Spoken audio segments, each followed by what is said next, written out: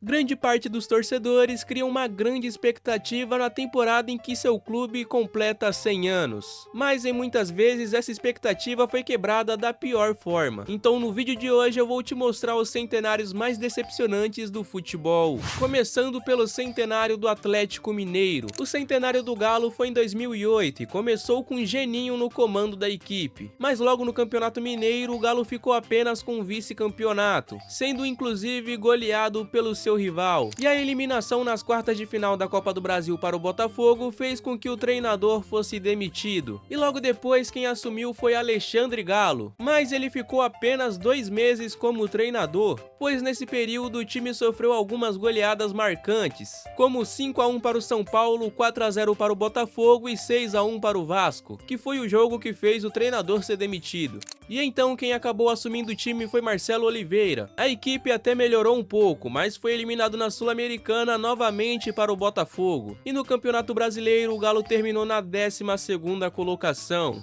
Temos o centenário do Flamengo. Nesse caso a expectativa era a mais alta possível, pois o Flamengo tinha um ataque dos sonhos, com Romário, que era o melhor jogador do mundo, Edmundo e Sávio. Era um time que tinha como planejamento vencer tudo, mas logo no estadual veio a primeira decepção, o time foi vice-campeão para o Fluminense. E na Copa do Brasil o Flamengo foi eliminado na semifinal pelo Grêmio, e essa eliminação fez com que Vanderlei Luxemburgo, técnico do Flamengo naquela época, entregasse o chapéu, alegando descontentamento com a equipe e perda de controle no vestiário. E mesmo com um ataque tão poderoso, o Flamengo terminou o primeiro turno do Campeonato Brasileiro com um dos piores ataques da competição. E no final do campeonato, o clube terminou na 21ª colocação num campeonato que tinha 24 times. Por pouco não foi rebaixado, já que naquele ano caíam apenas 2 times, que foram União São João e Paysandu. Temos o centenário do Botafogo em 2004. Bom, na temporada de 2003 o Botafogo disputou a Série B, e após o acesso para a Série A, o time carioca montou um time barato, mas embora a expectativa não fosse das mais altas, a decepção foi grande. Isso porque o time não ficou nem entre os 4 melhores do estado. Na Taça Guanabara, o Botafogo ficou em 3º colocado e não avançou para a semifinal. E na Taça Rio foi a mesma coisa, tanto que parece a mesma tabela. E na Copa do Brasil, outra decepção, o time foi eliminado pelo Gama do Distrito Federal, enquanto no Brasileirão o Botafogo terminou na 20ª colocação no campeonato que tinha 24 times, mas dessa vez caíam os 4 últimos, e o Botafogo se livrou ficando apenas 1 ponto do Criciúma.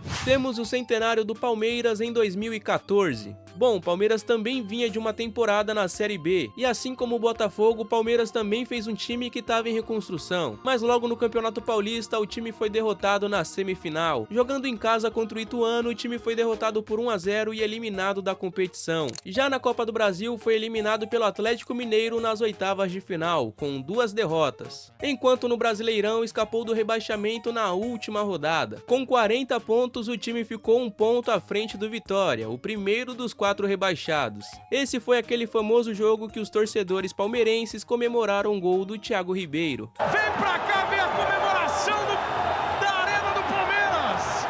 Temos o centenário do Cruzeiro em 2021. Assim como os clubes citados anteriormente, o Cruzeiro também foi rebaixado 2 anos antes do centenário. Mas a diferença é que o Cruzeiro não conseguiu subir no ano seguinte, ou seja, o time passou o centenário na Série B, mas mesmo assim a torcida tinha uma expectativa de melhora. Porém no estadual já veio a quebra de expectativa, já que o time foi eliminado pelo América Mineiro na semifinal, com 2 derrotas. Na Copa do Brasil foi pior ainda. O time foi eliminado na 3ª fase da competição para o Juazeirense da Bahia. E o que não podia piorar, acredite, piorou, pois em nenhum momento da competição o time apareceu entre os 10 primeiros colocados. Chegou ainda a aparecer na zona do rebaixamento, mas no final terminou na 14ª colocação. Também temos o centenário do Grêmio em 2003. A torcida gremista também tinha uma expectativa alta, já que em 2002 o Grêmio ficou na 3ª colocação do Campeonato Brasileiro e chegou na semifinal da Libertadores. Só que o time já começou o Campeonato Gaúcho muito mal, pois não se classificou nem para a segunda fase, com 4 derrotas em 6 jogos. Na Libertadores, o time foi eliminado nas quartas de final pro Independiente Medellín da Colômbia. E no Brasileirão, o time se livrou do rebaixamento na última rodada. Após derrotar o Corinthians por 3-0, o time terminou na 20ª colocação no campeonato que tinha 24 times. E nesse formato também caíam apenas os 2 últimos.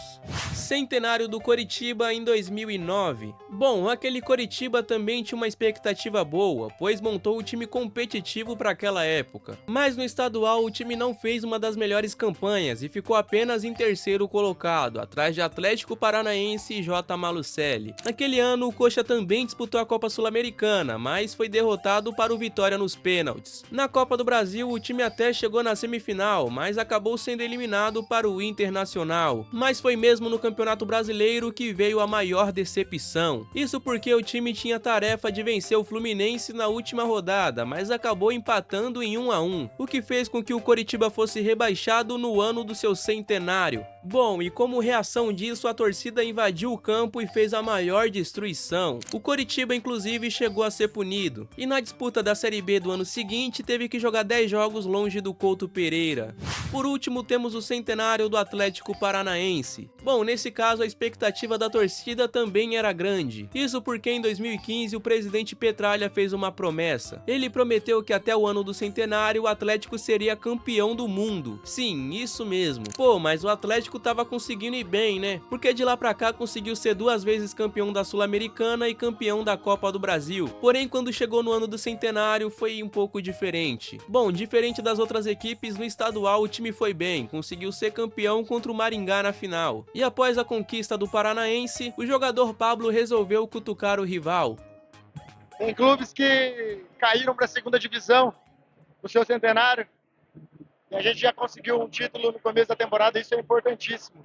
Mas na Copa Sul-Americana já não teve o desempenho tão bom, pois ficou apenas em segundo colocado no grupo, mas conseguiu chegar até as quartas de final. Porém, foi eliminado da competição para o Racing da Argentina, sendo derrotado por 4-1 no jogo da volta. E na Copa do Brasil, o time caiu nas quartas de final para o Vasco nos pênaltis. E aí o destino brincou demais, porque assim como o rival Coritiba, o pesadelo mesmo veio no Brasileirão. E durante o segundo turno inteiro foi uma briga, mas foram as 2 últimas rodadas que tornaram esse pesadelo real. Isso porque na penúltima rodada o time enfrentou o Red Bull Bragantino e cara, um simples empate já resolveria tudo, mas o time foi derrotado em casa. E então o time foi para a última rodada precisando vencer o Atlético Mineiro, mas o time acabou sendo derrotado por 1-0 e foi rebaixado. Bom, eu acho que a fala do presidente envelheceu um pouco mal, hein? Na sua opinião, qual que foi o pior centenário? Já deixa aqui nos comentários. Aproveita o caminho para deixar o like nesse vídeo e se inscrever nesse canal.